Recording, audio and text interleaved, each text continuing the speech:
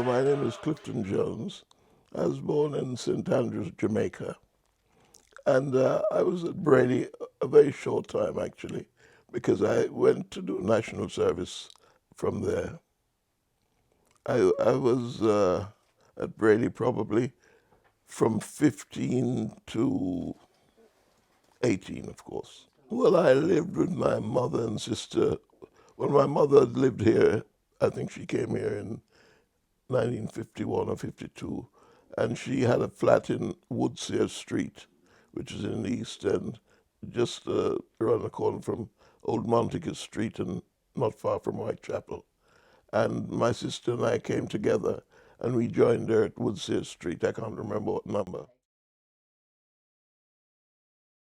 Very disappointing, very depressing. It was everything was gray or black. It was just very dark everywhere. And of course, there are bomb sites all over the place, which which is great for the kids because that's where they played. But and of course, there's all that fog. I didn't like that. Well, everybody was very friendly. Nobody said much about what was going on anywhere else. It was mostly a working class Jewish area, mix of working class people, English people, and Jewish people. And it was a very quiet, friendly place. Everybody loved everybody else, it seemed to me. It was an easy place to live. The only time I saw black people was on Saturdays when the markets opened in Whitechapel and that people would come to buy foodstuff and things. And of course, that's when some of the black people who lived around from Hackney or Bethnal Green or Hoxton, they'd come shopping there for Saturday. At school in Jamaica, I went to Seventh-day Adventist school, and we had a thing called English Lit, which is we had a big, thick book called Outlines of English Literature. And I loved it because in it were all the famous or poets and writers of the time. And they'd have bits about them or their life story and stuff they did. So one of the things I remember this distinctly is it really upset me at the time. And one of the reasons I wanted to come to England, there was a picture in it of Hamlet's girlfriend drowning.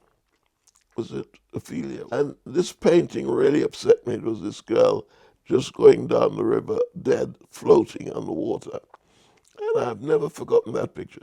When I came to England, I discovered it was painted by Millet.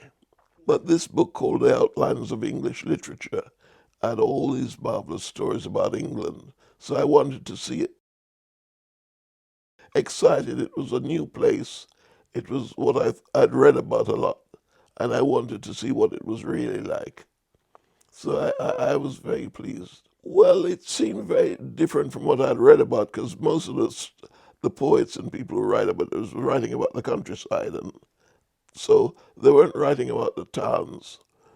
So for me, it was different. I never lived in a place where the houses were all joined up for a start, and it was all sort of just two stories in the East End, or three or four, but I've never seen that sort of environment before. But for me, it was all new, so I was just taking it in. I wasn't concerned about what was happening. My mother wanted to come here because in Jamaica there was a quota system for America. It was called because of the McCarran Act, I think. And she couldn't, you had to be on the quota, and it took years to get to America. And she always wanted to go to America because her best friend at school had moved, got married and moved to America. And she said it was wonderful and she wanted to go there. But if you came to England, it was easier to get from England to America than from Jamaica to get to America. So that's why she came here. She didn't plan to stay here for long. She just wanted to apply for going to America. And it did work out that way. She got there very quickly, quicker than she would have done in America, in Jamaica. So we were forced, we had to join her. Brady. I had never heard of I had never heard of Brady or boys clubs or anything like that. I didn't know what I was going to do in London. I just was with my mother and sister. And when I first came, my mother lived on the second floor. On the ground floor was a lady who was married to a Jamaican musician. And she had told them that I was coming and all this, and they were all excited about my arrival. And this woman, who was Jewish, said, "You must meet my nephew when you come. He's a lovely boy and all this, the usual stuff." And so the first person I met that way, outside of the people who were my neighbors, was this young man. He was 12. His aunt introduced me to him. And he said, "Oh, my name is Raymond Levine. And I'm, you know, a member of a boys' club, and you must join. You must become a member of my club." Said, "Okay." I didn't really care. I didn't know what it was anyway. So he said, "Tomorrow I'm coming for you, and I'm going to take you to my club, and you must become a member." I said, "Okay." He said, "By the way, I'm a communist." I thought, this is a 12-year-old kid. I mean, I didn't know anything about, I knew about communism, but I didn't know what they did or what it was such a big thing. But this 12-year-old kid said he was a communist, as if it's important. So that was it. And he took me to Brady. There's a system at Brady where when you join, you have to be signed into the book. There's a book there that signed in, and the manager comes and witnesses or something. And then Yogi, who was the man in charge, came and met you and saw it and see who introduced you, and that was it. I did football, boxing, uh, athletics, and and what we call concert party, which is very popular in clubs at the time for boys. They'd sing and dance or if they could, and they'd do sort of showbizy things or imitate showbiz personalities. Well, that photograph was taken at Camberwell Boys Club, which was brand new. It was just opening this new club, and he was coming to open it. I don't know, whatever he was supposed to do. We, as Brady Ramblers, which was a group that Greville Janus started at Brady, where we would sing folk songs, and we used to be invited to other clubs to give a little performance.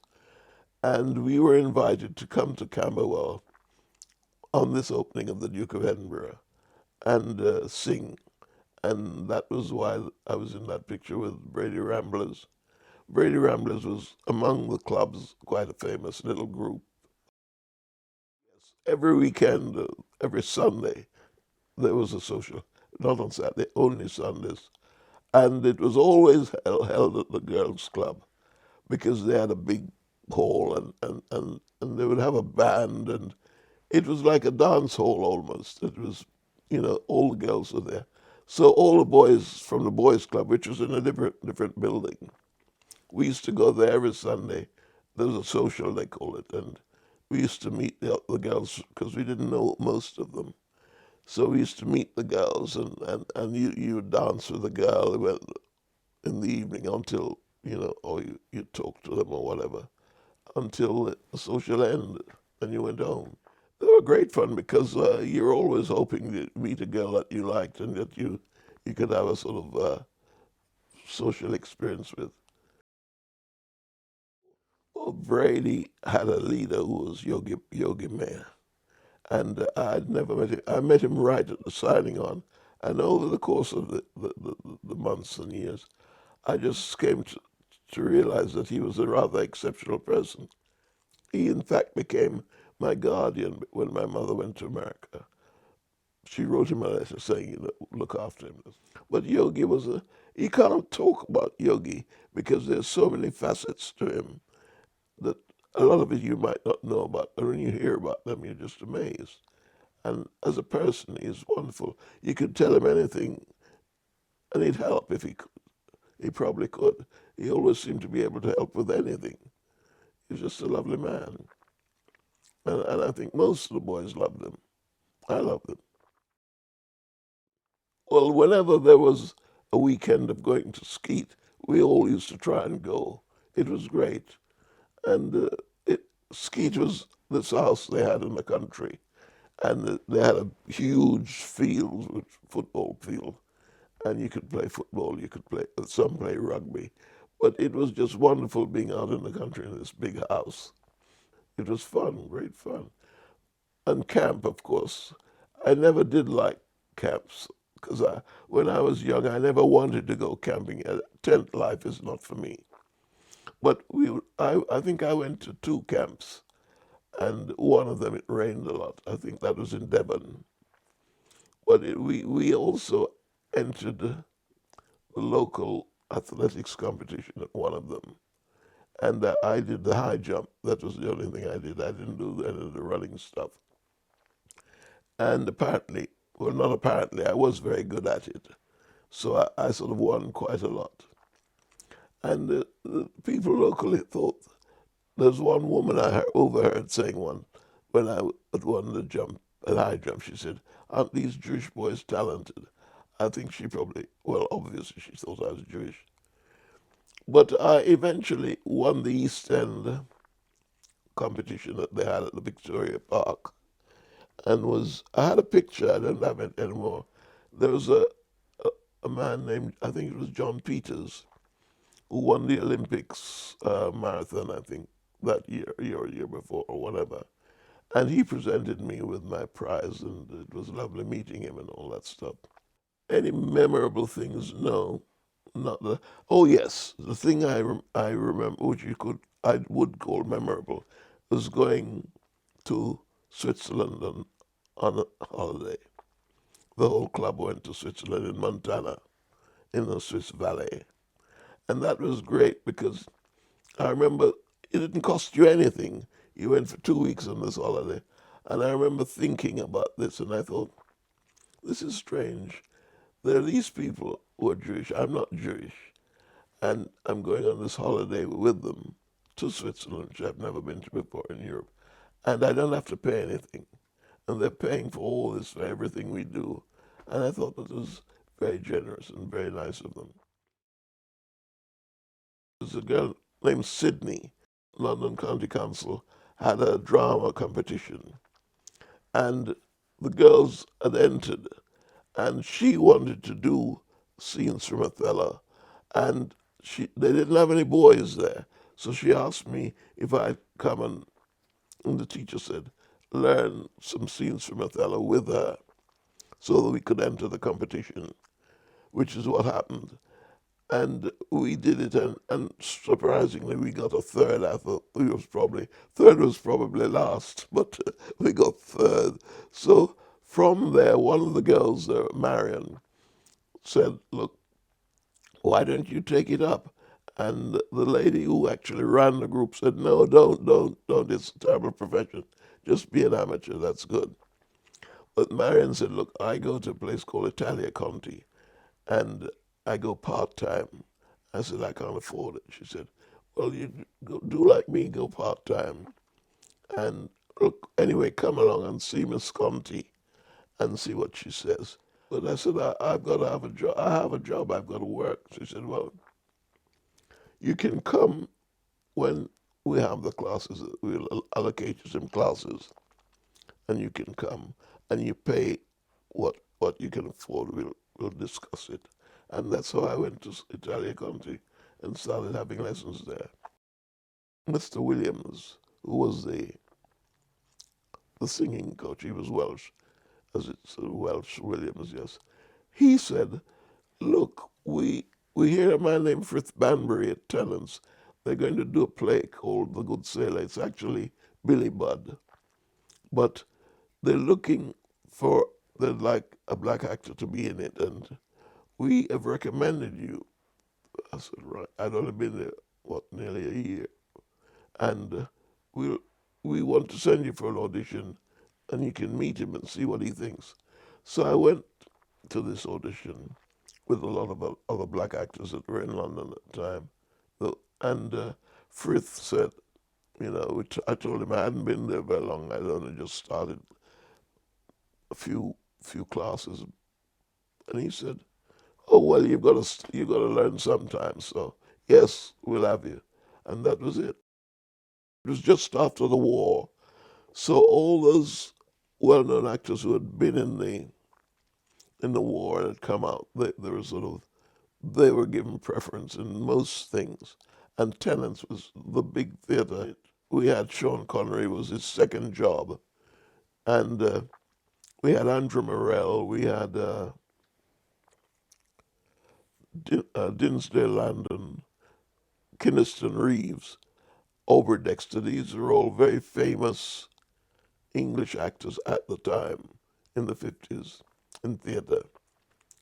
And it was quite an experience rehearsing with Frith and them and doing the play. I'm sure I was rubbish, but that's how I got into doing it. In those days, there weren't many parts for black actors anyway, and they were just sort of small things. I mean, I suppose in television, I probably played more sort of substantial things, but I don't think there's much I remember that I care much about. At the moment, the last thing I did of note on television was there's a series I was in for a couple of years called Space 1999, which a lot of people still remember, and it's on the box on Facebook all the time. There's always hundreds of people wanting to know about Space 1999, and they invite me to conventions and stuff, which I try not to go to because I don't want to be involved with things I've done, and once they've gone, they've gone. I can't think of many things that I've done. I also did a play of the month for the BBC of Candide for James MacTaggart, who's a very famous BBC director. He's a lovely man. But I suppose that's probably the most sort of well-known thing that I've done is probably that. But a lot of these television things, nobody's seen them anymore, so they don't talk about it. But I think Candide is probably the best thing I've done on television that I can think of. I've done sort of quirky things like I did a film called The Great McGonagall with Spike Milligan, and that was crazy. But that I don't think anyone has ever seen it. Peter Sellers was also in it, and I played several parts in it. In one part, one thing they did in it, they insisted I become a white man. And the makeup artist on it was very excited about all this, how he's going to disguise my makeup so that nobody noticed. I thought it was interesting. I thought very strange that they should want, at one point they wanted everybody in it to be white, and they did. The makeup artist, it was mostly his idea. He wanted to show how clever he was, I think. In those days, there wasn't much you get to do anyway. I mean, you'd get to play a doctor in Emergency Ward 10 or little things like that. No. Or you do little a part in Danger Man, or these are things that just black actors. You must realize black actors there weren't many opportunities for them. So there were just little things like that you get to do. Being in A Taste of Honey was obviously very important. All these things that I mentioned earlier came to pass because of Taste of Honey. People knew who I was because I was in it. If you look at the script of Taste of Honey, Joan didn't give me a script. I was in a play at the Royal Court called Moon and Rainbow Shoal, and she came to see it because Frith Banbury directed it. Who directed me in my, and she spoke with him and tell him to come and see me tomorrow morning. I went there, and she started rehearsing me. She didn't give me a script. She just told me roughly what it was, and that was it. And it wasn't easy doing it that way, but that was her. Brady, it's messed up my life in a way, because at Brady they never treated me any differently from the other boys. My first introduction to England, and I'm treated like everybody else, and it's like I've been there for years, and that was what Brady did with me, and it does color how I have lived my life in England since. Because sometimes I suppose people I meet I expected the same sort of Brady treatment. I didn't know any Jews when I was in Jamaica. I didn't know who Jews were until I came to England. I thought all white people were white people. Was just Jews were just white people. And I didn't know anybody was Jews and white people and Jews. I didn't know the difference. So when I came to England, I discovered Jews. And then I discovered I was surrounded by Jews. And almost everybody I knew through most of my life, up until not so long ago when I went to America, were Jewish. So I thought all white people was like Jews, and that was a mistake. Because I suppose I tried or thought people behaved like the Jews I knew. All the other white people were the same. And it's not. There are nuances in English life if you're black that you come to understand, but you might not have been. Brady didn't help me. Brady made me think everybody was the same. And when I left Brady, went into the services where you are the same as everybody else, that also didn't help. So when I left Brady and left the services and went out into the streets, as it were, I was confronted by all sorts of different attitudes and behavior and ideas that people have about black people that I didn't know before. And my Brady environment and part of my upbringing, I suppose, has followed me all through my life. I suppose I treat people like the way I learned at Brady people are treated, and I expect people to behave the same way that they do at Brady. And life isn't like that outside of the club. So that was one of my problems. I only thought about this recently because I was saying, why didn't I feel like I hear of black people's problems and all these things they have. I know, I understand that it happens, but I never had any of that. For years of my growing up life, in my teenage to my 20s, I didn't know any, I didn't have any problems because I was always at Brady. Every day I was at Brady from evening till they closed, and then I'd go home, and that was all I knew. And the neighborhood, most of the people were Jewish or working class Londoners, and they're almost like Jews in some respect. This nowadays it doesn't seem like that, but in those days, most of the stuff I learned are from Cockneys or Jews. That's all I know or knew until then. I sometimes question why aren't I being having a hard time out there like a lot of black people I know do. But recently, living in Ladbroke Grove, which is a very difficult environment, and and the police they're very difficult. I've come to realize that I was lucky.